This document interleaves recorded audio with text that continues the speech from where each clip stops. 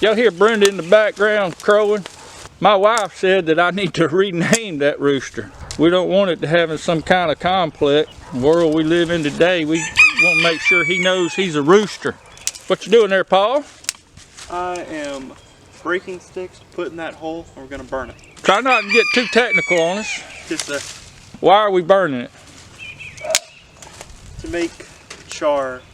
It helps plants grow. Hello, dogs. Luna! Captain! Ignore me. Ignore all my commands. See how well trained they are? They listen to ignore my commands. Where you going? Where you going? Where you going? Where you going? Oh, great. They slowed my help down. Paul is showing us the ancient art of building a fire. He's rubbing that stick on that board and blowing on it. I don't know if you can see the smoke coming up. Get the smoke out of your eyes, son. If you can see the smoke coming up, you got better eyes than I do, because there's no smoke. Now, this is the ancient method the old people used to do. We're going to show you how we do it. Now, if we had to depend on the old ways to build a fire, we are in trouble, y'all. What we do, we let a layer burn and then pile another layer on it and then keep piling layers on it.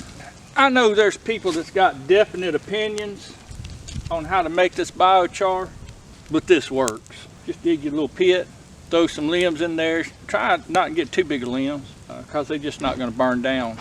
Just keep piling limbs on it. Try and keep it good and hot. And then once you got all your limbs burned, get you some water hose and soak it down real good. Stop it from burning, and you'll have all kind of these little pieces of char.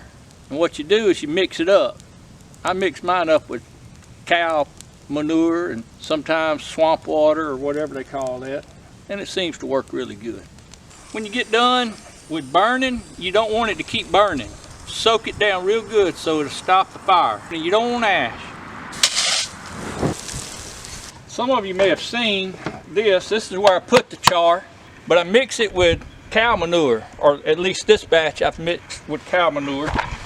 And this is sitting for a few months. You don't have to let it sit that long, but you do want to put your char in some kind of manure or something that it can infuse into the charcoal, because the charcoal is just basically like a sponge almost. You want to let all that soak up, because if you just put it plain into your garden, it's going to suck all the nutrients out of your garden. You don't want that, so you let it suck up all the nutrients in here and it'll retain it. Got another 5-gallon bucket right there of it, plus what we just burned. But this right here hadn't been inoculated yet, so, or inoculated, is that the right word? Whatever the word is, it hadn't been done yet. This right here is basically what you're left with. And you can crumble it up if you want. I don't worry about all that. You might have chunks like this, and that's fine, but I just kind of chunk these out the way and burn them next time. If it's got a few pieces of wood, it's not gonna hurt anything. Just burn it hot. Just don't let it burn to ash. Soak it down to keep it from continuing to burn. Some people spread it out over their garden. What I tend to do is I go to plant. I'm gonna put some in the bottom. Not a whole lot, just a little bit. Cover that with a little dirt. I don't like mine to just set right on top of it and then grow the plant. It's just that simple. Don't make it so hard. And I hope your gardens grow big and tall and fruitful and everything else. Y'all have a great day. God bless.